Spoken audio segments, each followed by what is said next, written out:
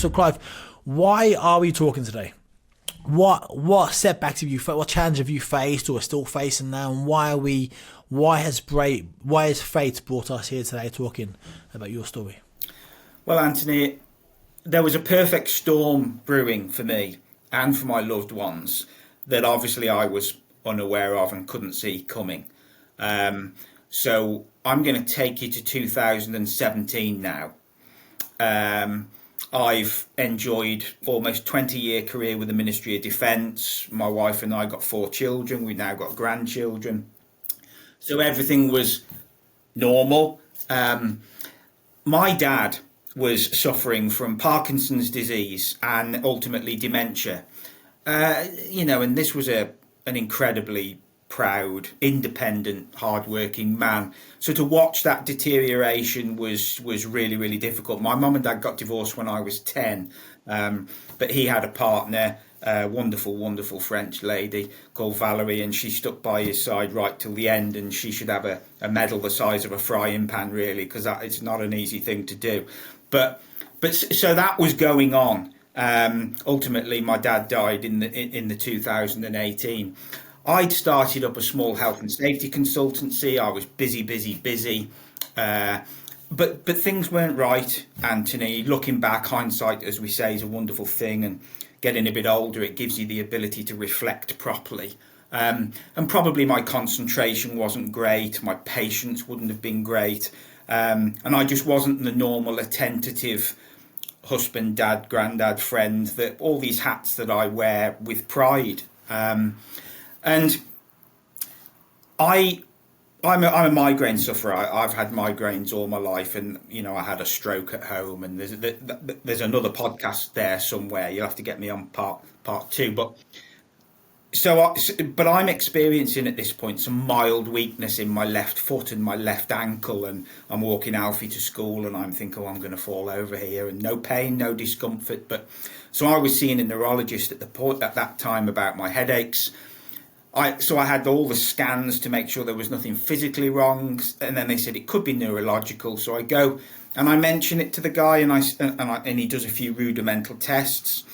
And ultimately, this is probably a 2-year period. So I'm going every 6 months, getting no information, and life just gets in the way, doesn't it? Ultimately, Anthony, the guy says to me, "I'm sending you to Oxford." And I'm, well, okay, that's fine. Why Oxford? He said it's a centre of excellence for motor neurone disease. And it kind of went over my head a little bit. I'm thinking motor neurone disease, Stephen Hawking, that's pretty much as far as my knowledge went. But I had the presence of mind to say to him, "Are you sending me to Oxford because you think I've got motor neuron disease, or is it because you don't know?" He says, "Oh no, I think it's because you have, and you must understand that if you have, there's no treatment. So the appointment will come through the post, and I'll see you again, bye-bye." And I was out the door. So that triggered a real difficult period, the communication between my wife, then my children, then friends. But I just thought, do you know what? We're not going to talk about it to anybody. We'll just keep it to ourselves, because I'm going to go to Oxford. They'll rule it out, and they'll find out what's really going on. So the appointment came very quickly. My wife came with me, and Anthony, they'd probably got about 2 years worth of tests in front of them then. And they really are a centre of excellence, probably in Europe, not just this country. The professors there, they're world-renowned guys. So they've got all the nerve study tests, the scans and everything. So they do a few more of these similar rudimental tests. But very quickly they said, "No, Clive, you've got slowly progressive motor neuron disease," which is, it's very individual. If you've got MND aggressively, it stays aggressive. It doesn't slow down. And if you've got it slow, touch everything that's wood, it stays slow. But there is no treatment. They give you a tablet called Riluzole, but this is something that might extend your life by 2 or 3 months if you've got the aggressive version. And it was first prescribed over 30 years ago. So there's nothing at all in the system. The Motor Neuron Disease Association does wonderful, incredible work.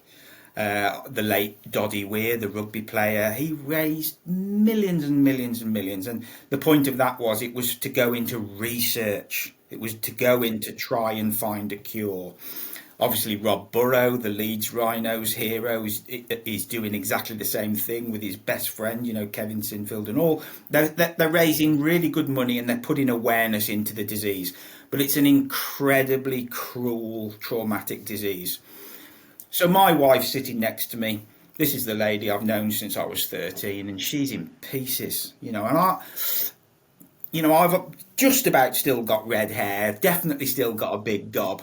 I can come up with something to maybe alleviate things or to crack a joke, but I'm stuck now. I'm lost. I don't know what to say to her to sort of make things better. So we end up wandering around the hospital, and we got lots of help and support and loads of leaflets and things. But ultimately, it's up to you to get back in your car and go home and process it.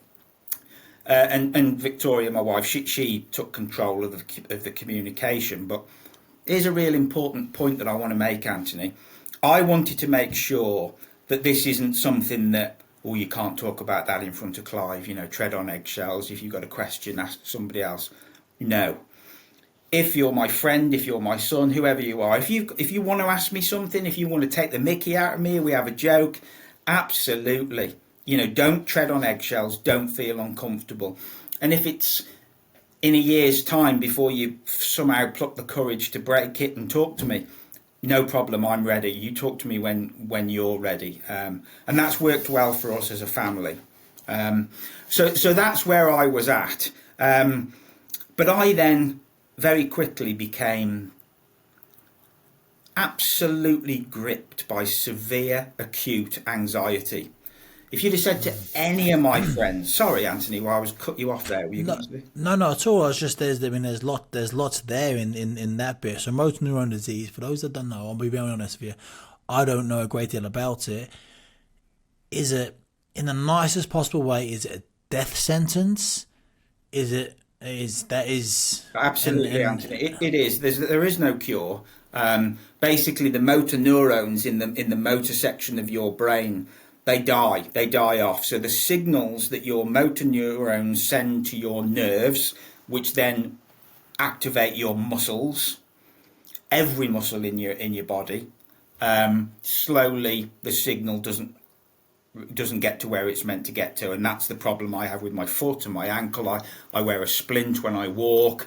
My core strength's not great. I can't walk as far, or I can't stand very long, but I'm still very, very independent, still driving, still out in nature every day. I do volunteer gardening and things like that. So but the realization is that whatever your journey, you can't change that journey. It is without doubt a death sentence. And I see an awful lot of poorly people when I go there, Anthony, that have got the aggressive version. And I remind myself every time I go, well, Clive, you're getting up, you're walking to your car, you can have a drink of water, and you're going to get yourself home safe to your family. Not everybody can do that. I've without doubt got the best of a bad job. No question about it.